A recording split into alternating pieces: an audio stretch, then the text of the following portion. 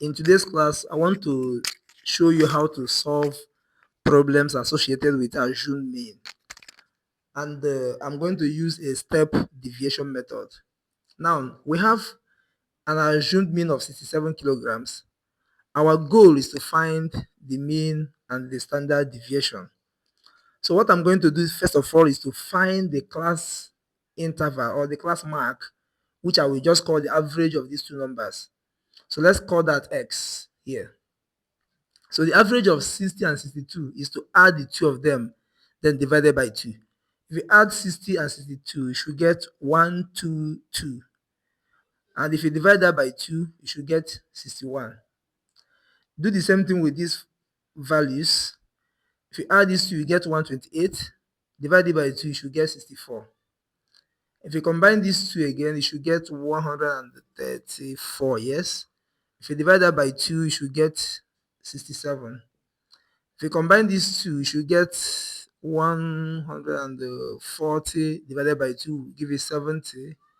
If I combine these two, this is 6. 146 divided by 2 will give you 73. So these are the x values. Next thing I'm going to get is what we call the deviation. So let's see the deviation, which is equal to x minus the assumed mean. So the x values are these values here, and the assumed mean is 67. If you subtract 61 and 67, you get minus 6. 64 minus 67 will give you minus 3. 67 minus 67 will give you 0. 70 minus 67 will give you positive 3. And the 73 minus 67 will give you positive 6. Next thing I will do is to find what we call the u value, which is the unit of deviation. This unit of deviation is given as it is equal to this deviation here divided by the class width, which I will say it is x minus a divided by c. Okay, now the x is this line, the a is the assumed mean, and the c is the interval between the class mark, the class intervals. Now 63 minus 60 will give you 3. This and this will give you 3. This minus this will give you 3. So the 3 becomes the c value. You can also use this to get the same like that. So x minus a is negative 6 divided by the 3, and that will give you minus 2. Minus 3 divided by the 3, which will give you negative 1. 0 divided by the 3 will give you 0. This 3 divided by the 3 will give you 1. And 6 divided by 3 will give us 2. So these are the values we need. Next thing I'm going to get is to get the u value. So u is this part. Then I also get u squared. So I've already gotten u. Let's get u squared and let's get f of u. Okay? So these are the values we need to answer this problem. Lastly, if you want, you can get fu squared because we are looking for the standard deviation. So let's get that at once, the fu squared. Okay, now for u squared, you know that u is this minus 2. The square of minus 2 will give you 4, because minus 2 times minus 2 is 4. Then for this one, negative 1 squared will give you 1. 0 squared is 0. 1 squared is 1, and 2 squared is equal to 4. Then for this, fu, this is f. This times the u value, and our u is minus 2. So 5 times minus 2 will give you negative 10. 18 times minus 1 will give you minus 18. 42 times 0 is 0. 27 times 1 is 27. And 8 times 2 will give you 16. Then for this part, fu squared. So u squared is 4. And 5 times 4 will give us 20. Then for the next line, 18 times 1 here will give us 18. 42 times 0 is 0. 27 times 1 will give you 27. And 8 times 4 is 32. So we've gotten everything we need, which is fu squared. And these are the u squared line, and this is f line. Multiply the two of them will give us this very part. So the first thing I'm going to look for, let's make use of this space here. We are looking for the mean. The mean is equal to, I will say, the C multiplied by the sum of f of u, then divided by f, which is the sum of f, then plus the assumed mean.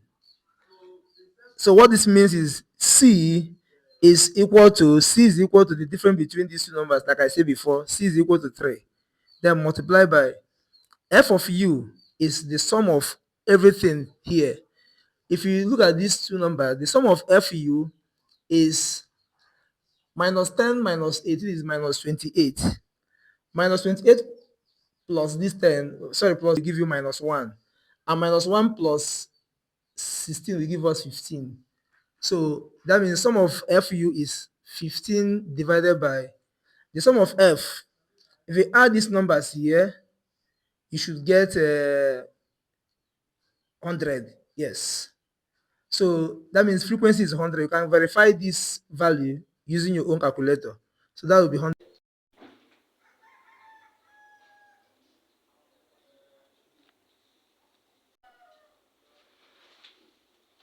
Okay, the next thing is to find the standard deviation. The standard deviation of this data is equal to, it is same thing as saying the C, which is 3, okay, multiplied by, you are going to multiply by the square root of the sum of f of u squared all over the sum of f. Are we there? Then minus the sum of f of u. I'm running out of space, but you are going to understand what I'm doing. All over the sum of f. So notice that this one here is squared, but this part is only the fu that is squared. Just understand the pattern there. It's only the fu that is squared here at the top, but this one is only the f of u that is squared in that situation.